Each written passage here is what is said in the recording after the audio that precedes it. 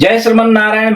मित्रों महर्षि पराशर बृहद पराशर होरा शास्त्रम के 13वें अध्याय में लग्न भाव फलाध्याय की चर्चा करते हैं। और इस अध्याय में महर्षि पराशर ये बतलाते हैं कि लग्न भाव में किन किन प्रकार के किन किन ग्रहों के वजह से कौन कौन सा योग बने तो आपके जीवन में उसका क्या क्या असर पड़ता है। ठीक है, तो इस बात को विस्तृत रूप से बतलाते हुए 16 श्लोक महर्षि पराशर ने लिखे हैं, जिनमें से हमने 11 श्लोकों का वर्णन कर दिया है। अगर आपने उन वीडियोज को नहीं देखा है तो आप हमारे YouTube पर जाइए और वहां जा करके आप इन सारे वीडियोज को देख सकते हैं और भी बहुत सारे वीडियोज को देख सकते हैं। ठीक है, तो चलिए आज हम 12वें श्लोक को देखते हैं कि 12वें श्लोक में महर्षि पराशर कहते क्या है। कहते हैं कि एवं चंद्राच्च विज्ञेयम फलम जातक को विदई है अथ जातस्य गात्रेषु व्रण लक्ष्मादिकम शृणु। महर्षि पराशर कहते हैं कि हे ऋषियों, हमने इसके पहले वाले श्लोक में जो सूर्य और चंद्रमा के एक साथ बैठने की स्थिति का वर्णन किया है, ऐसा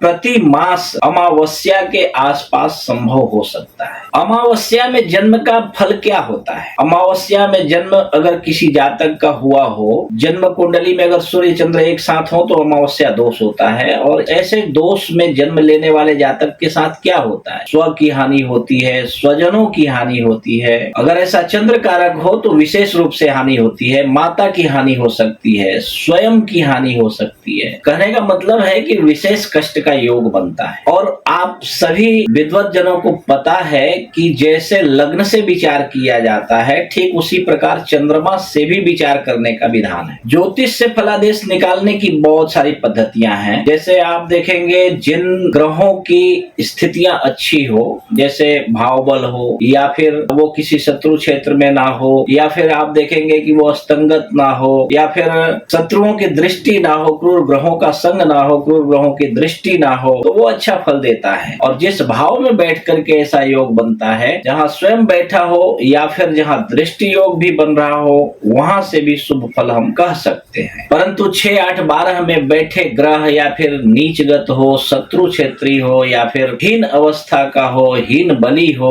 असंगत हो, तो ऐसे ग्रहों का फलादेश निश्चित रूप से नकारात्मक होता है। तो ये ग्रहों के हिसाब से कहाँ बैठे हैं और किस प्रकार के हैं, उसके बराबर डिग्री वाइज को देखने के बाद में फलादेश निकालने की विधि है। इसी बात को महर्षि पराशर विस्तृत रूप से यहाँ बतलाते हैं। एक एक श्लोक करके हमने व्याख्या कर दिया है। और भी श्लोक हैं इसमें, जिन श्लोकों में शरीर पर कहाँ पे तिल हो या फिर मस्सा हो तो उसके विषय में हम क्या फल निकाल सकते हैं, इस विषय में महर्षि पराशर ने बतलाया है। तो आगे हम उसका भी वर्णन आप लोगों के सम्मुख करेंगे। ठीक है, तो अगर आपकी जन्म कुंडली को लेकर आपको कोई दुविधा हो या फिर आपके जीवन में कोई परेशानी हो तो आप हमारे YouTube पर आइए। वहां आकर के आप किसी भी वीडियो के कमेंट बॉक्स में आप अपना date of birth, time of birth, place of birth के साथ आप अपना प्रश्न भी लिखिए। हमें जैसे ही समय मिलेगा हम आपके प्रश्न का उत्तर बिल्कुल निःशुल्क YouTube पर ही दे देंगे। ठीक है, जय श्रीमन नारायण।